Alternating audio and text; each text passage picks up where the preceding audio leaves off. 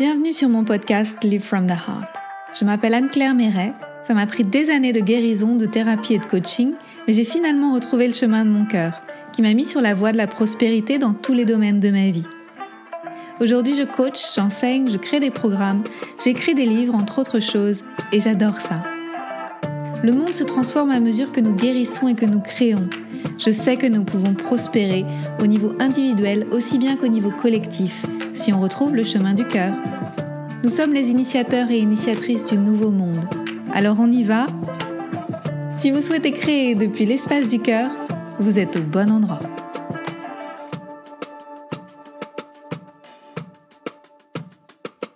Bonjour et bienvenue pour un nouvel épisode Live from the Heart.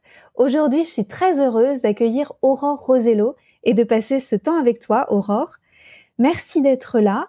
C'est vraiment une grande joie pour moi de t'accueillir parce que tu es une amie très chère. Tu es aussi une grande source d'inspiration.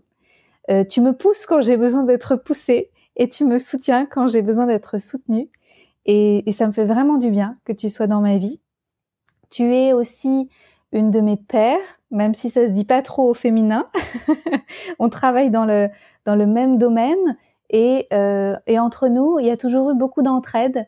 Même si on fait la même chose auprès d'une cible similaire, on a envie que ça marche pour l'une et pour l'autre. Et ça, c'est vraiment génial. Je suis très contente que tu sois dans ma vie. Merci d'être là, Aurore. Merci Anne-Claire de m'accueillir. Je suis très contente. Est-ce que tu veux bien te présenter, s'il te plaît ? Oui, avec plaisir.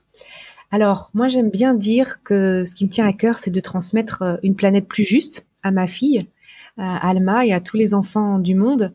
Et moi, je le fais par le biais d'un levier qui, pour moi, me semble important, la prise de parole.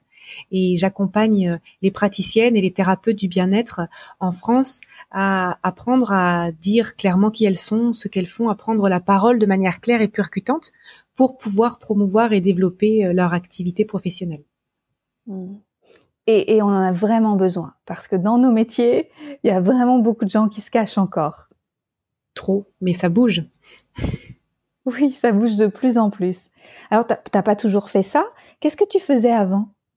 Avant ça, j'ai pratiqué la naturopathie. J'ai été naturopathe, je me suis installée à mon compte, j'ai pratiqué pendant 3 ans. Et avant ça, j'étais assistante de production dans l'audiovisuel. Je travaillais sur des tournages pour les grandes chaînes de la télévision française, donc rien à voir, mais tous les chemins mènent à Rome, il paraît. Donc... Qu'est-ce qui s'est passé dans ta vie pour que ça change comme ça ? Une quête de sens. Je me rendais compte que j'avais un désir de fonder une famille, et quand je travaillais dans l'audiovisuel, en fait, je voyais bien que c'était pas forcément compatible d'être partie en tournage tous les 4 matins et d'avoir assez de stabilité pour pouvoir fonder une famille. Et puis le déclic que j'ai eu, moi, c'est que j'ai perdu un collègue d'un cancer sur un tournage, avec qui je travaillais sur un tournage, et il travaillait toujours, même à la fin, vraiment, il était bien avancé dans les phases de son cancer, et il travaillait toujours. Et en fait, on s'est fait la promesse que c'était le dernier film qu'on faisait. Et je me suis dit, après ça, je me rachète une nouvelle hygiène de vie. Alors, ça n'a pas été le dernier parce que j'ai pas tout quitté du jour au lendemain. Je suis pas une tête brûlée. Je fais quand même les choses de manière assez réfléchie, mais avec le cœur, j'allais dire quand même. Donc, j'ai fait encore quelques tournages pour mettre de l'argent de côté, et j'ai décidé de me reconvertir dans la naturopathie. Merveilleux. Comment ça s'est passé à cette époque-là pour toi ? Est-ce que c'était évident et ça a été facile et fluide ? Ou est-ce que tu as dû traverser des challenges, des doutes ? Comment c'était à cette époque-là dans ta tête ? Alors, avant de rencontrer la naturopathie, moi, j'avais une nature hyper anxieuse. Je me posais beaucoup de questions existentielles.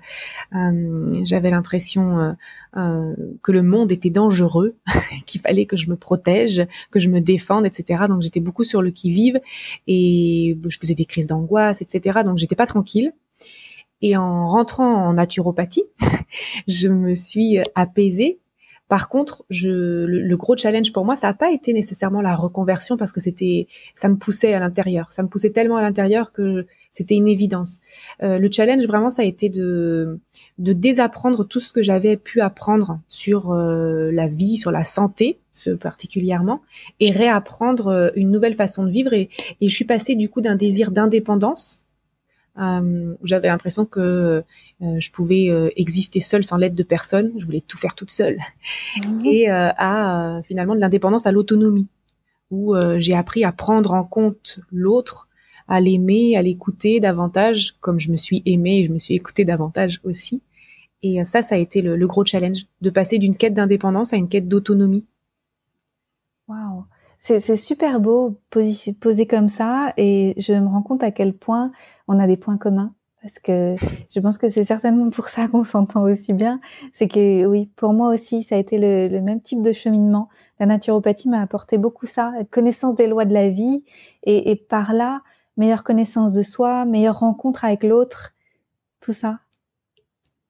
Ouais, génial. Et ensuite, qu'est-ce qui s'est passé pour toi? L'installation en naturopathie, ça a été comment? Alors moi, je me suis installée en Bretagne, sur la commune du papa de ma fille. On n'avait pas encore d'enfant à ce moment-là. Et donc c'était en 2015. Donc l'air de rien, c'était quand même bien moins connu, la naturopathie à ce moment-là. Et donc j'étais encore à ce moment-là pétrifiée par la concurrence potentielle. J'avais l'impression que s'il y avait un autre naturopathe qui s'approchait de moi, ça allait me faire de l'ombre. Donc j'avais encore rien compris, à mon sens, dans mon référentiel à moi. Et donc j'ai fait beaucoup de choses pour me faire connaître. Ça marchait un petit peu. J'ai fait des belles rencontres, j'ai eu des opportunités professionnelles, mais c'était pas encore aisé. Et j'ai eu besoin d'apprendre en fait à être entrepreneur, d'apprendre à développer une clientèle, d'apprendre à communiquer sur mon activité de manière professionnelle pour pouvoir la développer, quoi. Il y a vraiment quelque chose qui est très frappant chez les personnes qui se reconvertissent, c'est que souvent j'ai l'impression qu'elles se disent, quand j'aurai fini ma formation, ce sera bon, je vais m'installer et puis ce sera bon, j'aurai plus rien à apprendre. Mais après il y a tout l'apprentissage d'être à son compte, d'être entrepreneur. C'est vraiment quelque chose, c'est un nouveau monde pour les personnes qui l'ont jamais fait. C'est même plus de travail. Moi j'ai trouvé que c'était plus de travail que d'apprendre le contenu du nouveau métier en lui-même en fait. Oui, pour moi aussi, j'ai eu l'impression que c'était plus de travail. Et par contre, ce que j'observe quand même là depuis peut-être un an, c'est que comme il y a de plus en plus de personnes comme toi et moi qui prenons la parole pour aider les praticiens et les thérapeutes à prendre leur place et à développer leur activité passion, eh bien, j'ai l'impression que les gens, les futurs praticiens et thérapeutes se posent les questions quand même plus tôt maintenant. Oui. Les personnes, même encore en formation, se disent « Ouh là là, j'ai bien senti que c'était un gros truc, que ça allait pas nécessairement être le plus simple du monde, donc je vais anticiper. » Ouais, tant mieux. Ouais, c'est ça. Oui, ça change. Ça change très vite même, je trouve. Ouais, on passe le mot et puis les autres passent le mot et puis ça va de plus en plus vite. C'est super beau à voir. Comment t'as fait pour pas abandonner dans les moments difficiles? Alors, moi, j'ai quand même eu la chance, avant d'aller chercher à l'intérieur de moi, parce que j'ai pas toujours eu la sécurité intérieure que je ressens aujourd'hui, même si c'est toujours work in progress. J'étais pas toute seule. Le papa de ma fille, il a cru en moi plus que parfois moi j'étais capable de croire en moi. Donc ça m'a montré, ça m'a permis de voir dès le début que en fait on n'arrive jamais à de grandes choses tout seul. C'est un leurre, même les self-made man ou women, pour moi ça n'existe pas. Il y a forcément un entourage, des collaborateurs, des mentors, des formateurs. Il y a toujours des gens qui soutiennent. Et lui, il m'a soutenue énormément. Bon, le fait est que ça a contribué à user notre couple et qu'aujourd'hui nous ne sommes plus dans le couple. Pour autant, on garde une relation remplie de respect, de bienveillance, d'admiration l'un pour l'autre et qui est très soutenante. On est vraiment un soutien mutuel l'un pour l'autre. Mais effectivement, moi, il y a eu confusion en fait à un moment donné. C'était voilà, le perso nourrissait le pro et le pro nourrissait le perso, comme c'est le cas aujourd'hui. Mais je me suis reposée beaucoup sur lui, heureusement, peut-être un petit peu trop. C'est vraiment mon histoire personnelle, hein, c'est pas une généralisation à faire. Mais en tout cas, lui m'a soutenue à 3000%, quoi. Oui, c'est très important l'entourage. Quand on devient entrepreneur et qu'on traverse des tempêtes avec des doutes, avec des périodes intermédiaires comme ça de transition, si on est tout seul, on a tendance à se laisser un peu patauger. Alors que quand il y a quelqu'un qui nous remonte le moral et qui nous dit allez, essaye encore, Allez, encore une fois. Allez, essaye ça. Ça, t'as pas essayé encore. Ça change beaucoup. Ouais. Oui. Et si je peux rajouter autre chose, il y a eu ça et puis mon désir de liberté. C'est-à-dire que je me rendais compte qu'il y avait plus de plan B possible à un moment donné, très vite. Hein. Je me suis dit, mais en fait, je peux plus faire marche arrière. J'ai tellement mis, encore ce matin, je me le disais en revenant là de week-end à la mer, j'ai tellement mis le doigt dans l'engrenage de la liberté de choix, de s'organiser, etc. Que à chaque fois que j'ai eu des doutes, il y a eu des tempêtes émotionnelles, le yo-yo, les montagnes russes, j'ai eu tout ça. Hein, je suis hypersensible, donc je n'ai pas fait l'économie. Et en même temps, je me suis toujours dit, c'est cette liberté en fait, c'est ce désir de liberté qui va pouvoir t'emmener encore plus loin, quoi.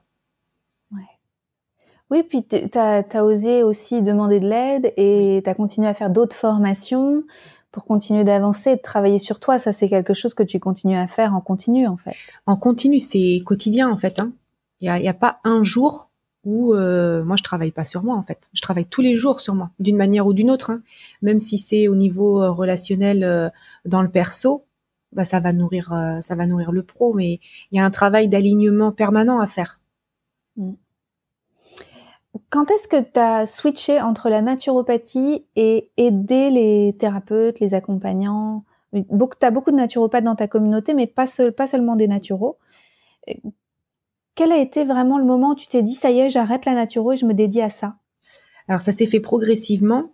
D'abord, il se trouve que moi, je me suis passionnée par la communication et le marketing contre toute attente de ma part, en travaillant à développer ma propre activité. Donc, du coup, il y a eu une activité, ça se fait petit à petit en 2018, où j'ai commencé à aider les praticiens, les thérapeutes. Et puis, naturellement, en fait, fin 2018, début 2019, je me sentais encore plus alignée, encore plus à ma place en accompagnant les praticiens et les thérapeutes qu'en travaillant en direct avec les particuliers en naturopathie. Parce que je sentais que du coup le message que j'avais envie de transmettre pour le monde, l'éveil des consciences, ça pouvait avoir plus de portée en travaillant auprès des professionnels qui eux-mêmes allaient travailler auprès d'autres professionnels ou d'autres particuliers que moi toute seule avec les particuliers. Oui, ça me parle aussi.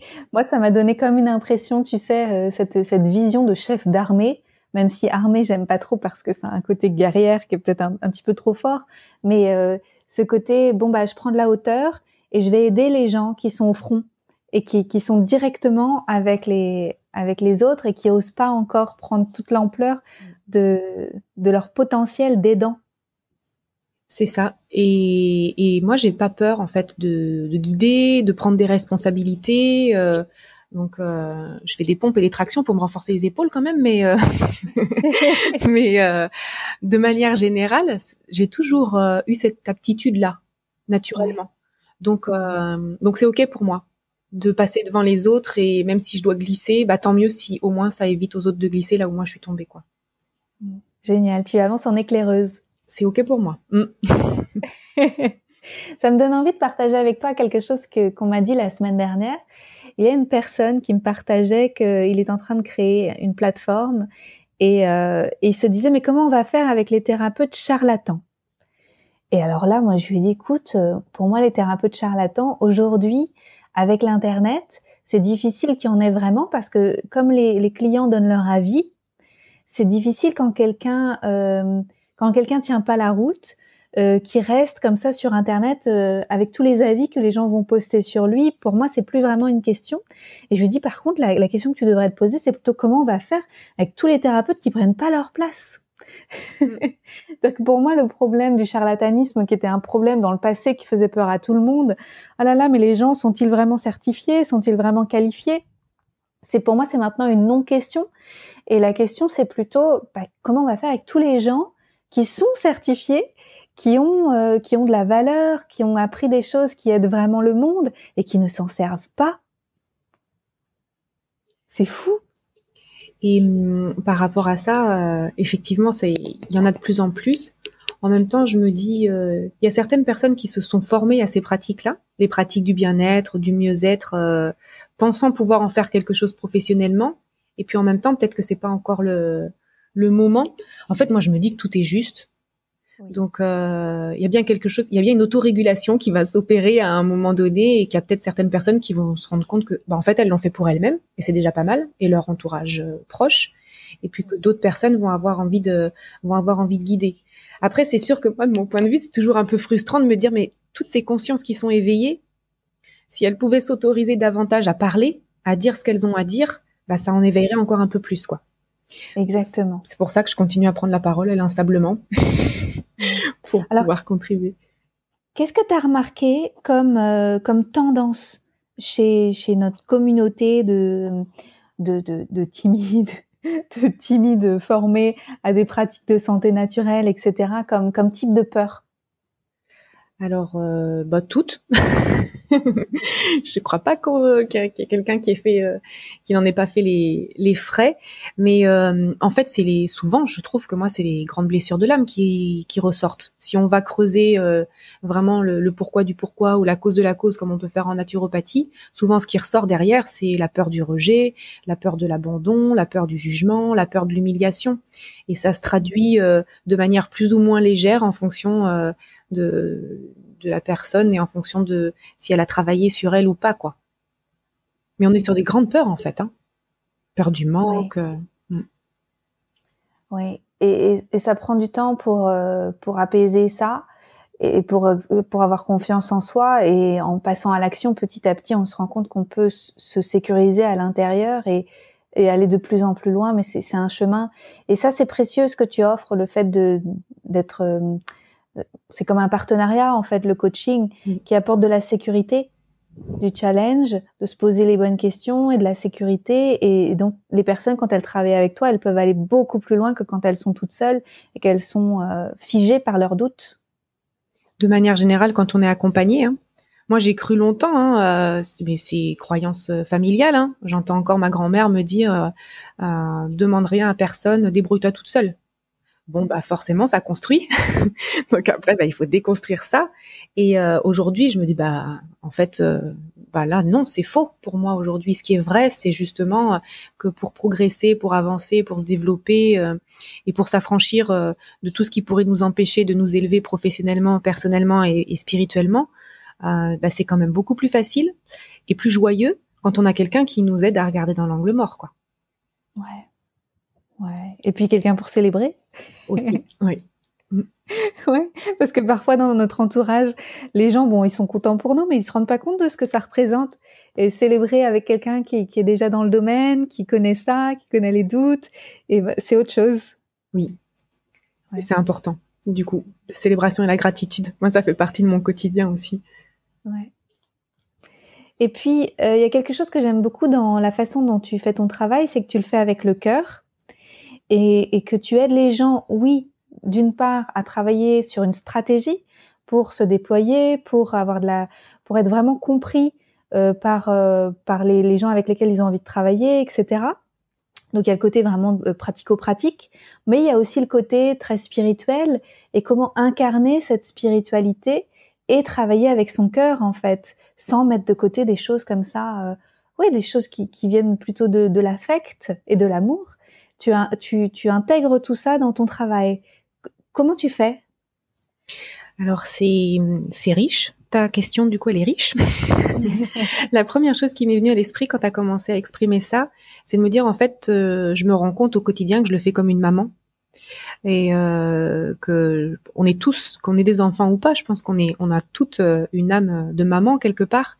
Et je le fais comme je guide ma fille. Je me dis toujours, je donne les outils qui me semblent justes à l'instant T pour aider les personnes à être les plus autonomes, les plus responsables, les plus conscientes de leurs faits et gestes et de leurs paroles, de ce qu'elles disent, que ça soit à l'écrit ou à l'oral, dans le but qu'elles puissent après, à un moment donné, le faire en autonomie, quoi. Voilà, c'est vraiment la valeur autonomie qui me pousse à ça. Et quand tu le disais, tu le fais depuis le cœur. En fait, c'est que je sais pas le faire autrement aussi. C'est que, en fait, je me pose même pas la question. Je le constate des fois a posteriori quand on me renvoie une forme de générosité ou quoi, mais je me dis je saurais pas le faire autrement. Sinon, ça n'a plus de saveur, tu vois. C'est qu'il y a une évidence en fait. Ouais. Je sais pas si ça répond J'adore. à ta question. Oui, ça répond à ma question. Merci. Oui, je pense que naturellement, que naturellement les humains sont faits pour se parler et pour agir depuis l'espace du cœur, mais qu'on a mis en place après des mécanismes de protection qui font qu'au bout d'un moment, on le fait plus. Et certainement, tu as dû travailler à une réparation de tout ça et avec le fait que tu vois tes blessures et que tu te réajustes et que tu te remets dans une posture d'ouverture de cœur à chaque fois, c'est devenu naturel de le faire. Et du coup, je pense que tu dois aussi aider tes clientes et tes clients qui sont des praticiennes à aussi s'autoriser à être dans le cœur quand elles font leur travail. Oui, et ça se transmet de manière naturelle. Moi, je transmets du savoir. Bon, c'est bien, on a compris les choses intellectuellement. Si on veut vraiment que ça bouge, ça suffit pas. Donc, je transmets aussi du savoir-faire pour qu'elle puisse être capable d'agir, de passer à l'action, mais aussi du savoir-être. Et ça, chez moi, pour l'instant, c'est pas encore théorisé. Je le transmets dans ma manière d'être. Et d'ailleurs, c'est ça, hein, c'est pour ça que certaines personnes choisissent de travailler avec moi plutôt que quelqu'un d'autre. C'est que elles viennent chercher une vibration.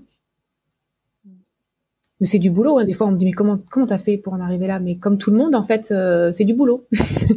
Moi, je pense qu'on n'a rien sans rien et que il y a vraiment un travail de répétition à faire, comme un musicien ou comme un sportif. Plus on fait l'exercice, plus à un moment donné, ça devient quelque chose de naturel et spontané. Et j'ai pu passer beaucoup de temps et passer beaucoup d'énergie à subodorer, à extrapoler sur l'intangible en m'imaginant, en essayant d'anticiper ce que la personne elle pouvait croire ou penser. Et maintenant, plus ou quasiment plus. C'est mon grand travail à moi, c'est de rester dans l'instant présent et puis d'écouter et de prendre avec le plus d'ouverture possible, quoi. L'amour inconditionnel, en fait. C'est vraiment ça. Est-ce que tu as des pratiques au quotidien qui t'aident à rester là-dedans? Je pense que j'en ai pléthore et que je me rends même plus compte des fois de mes pratiques tellement j'en ai. Mais moi, j'aime particulièrement l'autosuggestion. Donc, j'écris beaucoup la réalité que je veux créer. Ça, c'est pour élever, on va dire, mes standards et travailler sur un renforcement de mon état d'esprit, sur un renforcement de mon mindset. J'aime beaucoup travailler aussi avec des exercices de guérison de l'enfant intérieur. Ça, je sais que, en tout cas pour moi, j'observe que quand il y a quelque chose qui coince, personnellement ou professionnellement ou spirituellement, souvent ça me renvoie quand même à une blessure de l'enfance. Donc, c'est un travail répétitif que je fais quand je sens que j'ai besoin de le faire. Donc ça. Et puis, pour réussir à prendre du recul, à pas réagir ou surréagir, la méditation, la pratique de la méditation. Génial. Oui, c'est ça, c'est un travail de tous les jours. Tous les jours. C'est pas arrivé en un claquement de doigts. Oh non. Merci de nous redire. Oui. Et je pars de Oui. loin, hein. Donc, franchement, tout est possible. Comment tu sens que la vie, elle t'aide quand toi, tu t'en donnes les moyens, quand toi, tu es justement fidèle à tes pratiques, que tu t'y tiens, que tu suis ton cœur, que tu prends action. Comment tu vois que la vie, elle répond?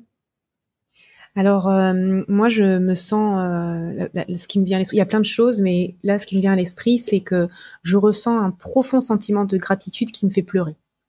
À un moment donné, quand je sens que vraiment je suis dans l'hyper-alignement, on va dire, c'est vraiment aligné entre ce que je ressens, ce que je pense, ce que je fais, ce que je dis. Ça m'arrive d'avoir des moments un peu comme ça, des moments de grâce où je peux être toute seule et je pleure de gratitude, quoi. Là, je me dis, là, j'y suis. Mais c'est pas un état que je cherche. Et d'ailleurs, ça prévient pas, hein. Ça arrive comme ça. Là, ça vient me confirmer. Je me dis, ça, c'est bon. Et puis aussi, moi, j'ai tendance toujours à faire la différence entre le comment dire, entre le fantasme du flow et la réalité. C'est-à-dire que la vie, elle me renvoie de la gratitude. Là, je sais que c'est bon. C'est pas pour autant que ça va être toujours les doigts dans le nez, hein. Des fois, c'est difficile, c'est laborieux, ça prend du temps, et en même temps, ça veut pas dire que c'est faux, quoi. Donc moi, mon repère, c'est vraiment la gratitude, le sentiment de gratitude. Et puis après, moi, j'ai, comme je suis quelqu'un naturellement qui est beaucoup dans le mental, mon point de repère, c'est le ressenti physique, quoi. Si je sens que c'est fluide à l'intérieur, que je sens que l'énergie vraiment, elle circule, qu'il n'y a pas de point de tension, de point de blocage, de douleur, etc. Si c'est bon, je me dis ah là c'est bon, parce que ma tête sinon elle me raconte des conneries. Hein. Oh. Est-ce que tu aurais un conseil à donner à quelqu'un qui voudrait avancer vers une vie plus fluide, où elle suivrait plus son cœur? Je dis elle parce que les auditrices sont certainement en majorité féminine.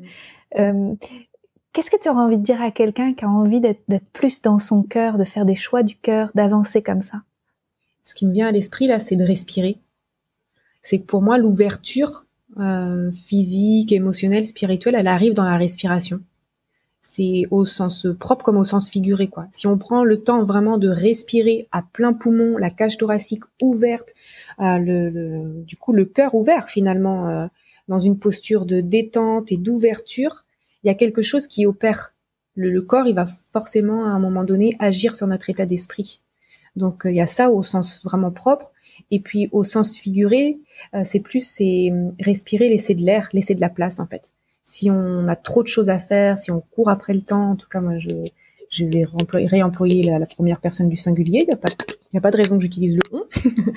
J'observe que si je laisse de la place, si je prends le temps de faire les choses, si mon emploi du temps il est pas saturé, etc., ça va être beaucoup plus facile de me remettre dans l'espace du cœur ou de rester dans l'espace du cœur que si je cours comme un poulet sans tête et que j'enchaîne les actions sans respirer, quoi. Ouais. Merci, c'est précieux. Je me suis redressée, tu vois, quand tu l'as dit. Je pense que je dois pas être la seule. Qu'est-ce que tu crois qu'il va se passer si demain, tout le monde suit son cœur? Très bonne question. Je pense que les gens, ils vont pleurer de gratitude comme ça peut m'arriver. Plus de joie. Sortez les mouchoirs. Plus de joie. Plus de joie dans le cœur, dans le corps. Ça va faire monter le niveau de joie. Après, concrètement, je ne sais pas. Puis en plus, j'ai pas de boule de cristal. Des fois, j'aimerais bien, hein, mais... mais quand tu me le dis, effectivement, je ressens un sentiment de joie qui monte à l'intérieur des gens.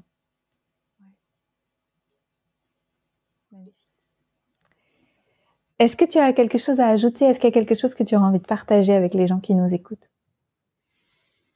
Ce qui me vient là comme ça, c'est de pas avoir peur qu'on vous prenne pour quelqu'un d'étrange, de bizarre ou d'atypique, etc. Parce que finalement, on est tous et toutes plus ou moins atypiques, et que plus on s'autorise à ça, plus je m'autorise, plus vous vous autorisez à être qui vous êtes. Moi, j'aime bien dire à être et à faire ce qui fait vibrer votre âme, et plus du coup, même des fois sans le vouloir, vous inspirez les autres aussi à exister davantage et à prendre leur place davantage. Donc, on le fait pour soi à la base, puis en fait, on le fait aussi pour les autres, les gens qu'on voit, les visibles autour de nous, les proches, les collègues, les clients, les clientes, et puis aussi on le fait dans l'invisible. C'est que ça agit aussi certainement, moi j'en suis convaincue, à un autre niveau, et qu'on libère en fait. En libérant sa propre parole, on libère aussi celle des autres dans le visible et dans l'invisible. Merci, c'est précieux. Oui, tout à fait. On n'a pas idée de ce qu'on fait quand on prend soin de soi et quand on prend sa place. Et peut-être tant mieux quelque part, ça pourrait nous faire peur, non? Oui, je suis pas sûre que notre mental puisse gérer ces informations-là. Oui, pas à notre stade de développement. Pas encore, ouais. Pas encore. Merci Aurore. Comment on fait si on veut te suivre, si on veut travailler avec toi? Comment tu travailles? Est-ce que tu peux nous dire ça un petit peu, quelques mots là-dessus? Oui.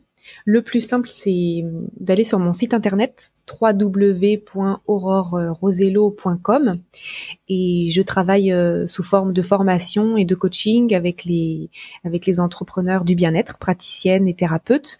Alors j'ai tendance à féminiser mon propos parce que j'ai une majorité de femmes.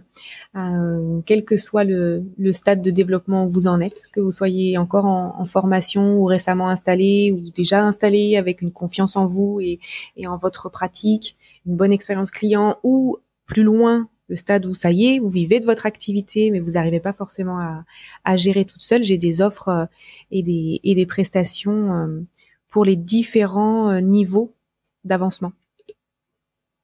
Super. Et tu as aussi un groupe sur Facebook où il y a pas mal d'entraide et où les gens trouvent aussi pas mal de réponses et ça fait du bien. Oui. C'est Vivre de la naturopathie. C'est ça, exactement. Et moi, je suis présente régulièrement pour apporter du contenu offert en vidéo.